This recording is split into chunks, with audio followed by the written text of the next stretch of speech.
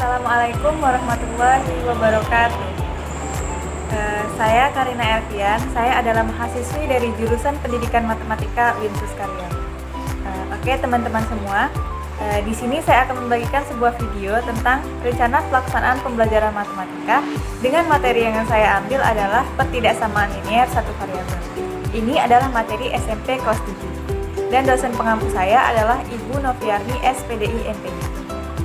Oke teman-teman semua, nah ini adalah isi dari RPP saya.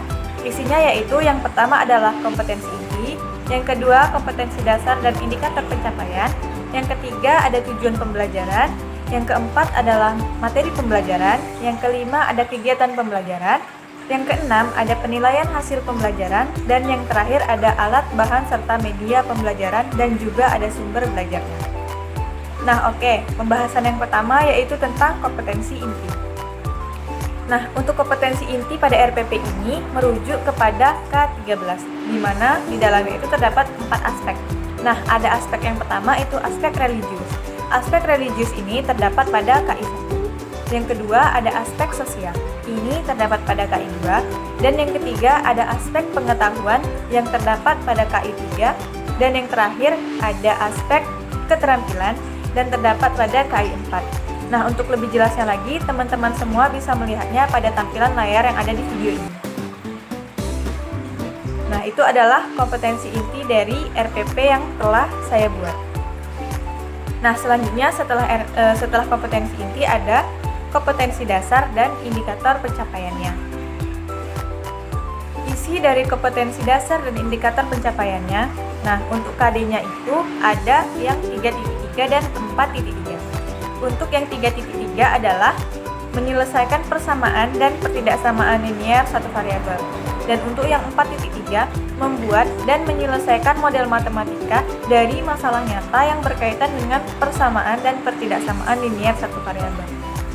Untuk informasi ya teman-teman, di sini indikator pencapaiannya saya hanya mengambil yang untuk pertidaksamaan linier satu variabel menyesuaikan dengan materi yang saya pilih, yaitu PTLSI. Bisa teman-teman lihat semua KD dan indikator pencapaiannya itu yang ada pada tampilan di video ini. Nah itu adalah KD dan indikator pencapaiannya. Nah selanjutnya setelah itu ada tujuan dari pembelajaran. Nah ini saya mengambil ada 3 tujuan pembelajaran.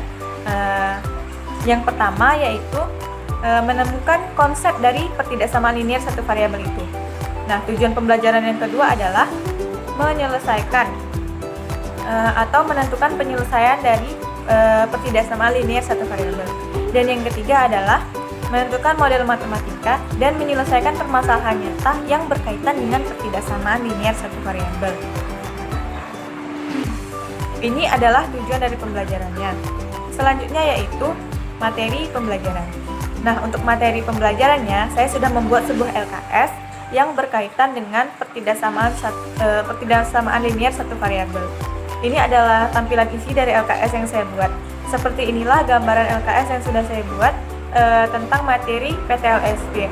Nah, LKS ini adalah bahan ajar yang digunakan selama proses pembelajaran di kelas berlangsung.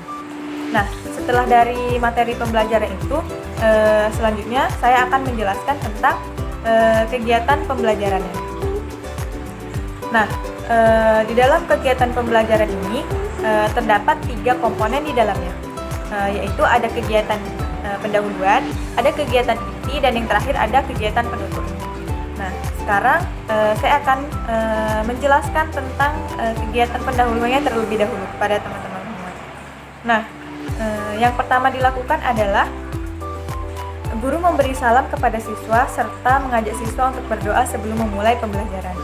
Nah, untuk yang kedua, guru memeriksa kehadiran siswa dengan cara mengabsensi. Yang ketiga, guru mengajak siswa untuk mengingat kembali tentang pembelajaran yang telah dipelajari pada pertemuan sebelumnya. Dan yang keempat yaitu guru memberitahukan kepada siswa tentang kiat-kiat atau kegiatan apa saja yang akan mereka lakukan selama proses pembelajaran di kelas pada saat itu. Nah, setelah kegiatan pendahuluan ada kegiatan inti nih. Nah, untuk kegiatan inti di dalam video ini saya sudah menyediakan dan saya sudah tampilkan kegiatan apa saja yang akan dilakukan selama proses pembelajaran. Di sini teman-teman bisa melihat sudah ada beberapa kegiatan yang terpapar di dalam video ini yang bisa teman-teman sekalian lihat. Itu adalah kegiatan intinya. Selanjutnya ada kegiatan penutup. Nah, kegiatan penutup ini yang pertama, guru mengajak siswa untuk melakukan ice breaking atau melakukan refleksi setelah pembelajaran. Selanjutnya, guru meminta siswa untuk mempelajari materi yang akan datang. Dan yang terakhir, guru mengucapkan salam dan pergi meninggalkan kelas. Itu adalah kegiatan penutup dari pembelajaran. Oke. Dan untuk isi yang selanjutnya yaitu tentang penilaian hasil pembelajaran. Nah, penilaian hasil pembelajaran ini saya mengambil 3 aspek. Ada aspek afektif, ada kognitif, dan ada psikomotorik. Ini adalah tampilannya. Nah, untuk aspek kognitif, saya menggunakan jenis atau teknik penilaiannya itu dengan tes tertulis. Berikut adalah tampilan dari penilaian yang saya buat. Seperti ini tampilannya. Selanjutnya yaitu aspek afektif. Nah, aspek afektif ini saya mengambil dari 2 sudut pandang, yaitu religius dan sosial. Yang terakhir ada aspek psikomotorik. Nah, aspek psikomotorik ini saya juga lakukan dengan lembar pengamatan penilaian dari keterampilan siswa di dalam kelas tersebut. Nah, untuk aspek afektif ini, bentuk penilaian yang saya buat itu seperti ini. Ada lembar untuk menilai sikap religius dan juga sikap sosial dari siswa. Ini adalah penilaian dari sikap afektif yang saya lakukan. Dan untuk aspek psikomotorik, saya juga melakukannya dengan membuat sebuah lembar pengamatan dari keterampilan siswa tersebut selama proses pembelajaran seperti ini. Nah, itu adalah bentuk penilaian yang dilakukan, yang saya tetapkan pada RPP yang saya buat. Nah, yang terakhir itu ada media, alat dan bahan serta sumber belajar.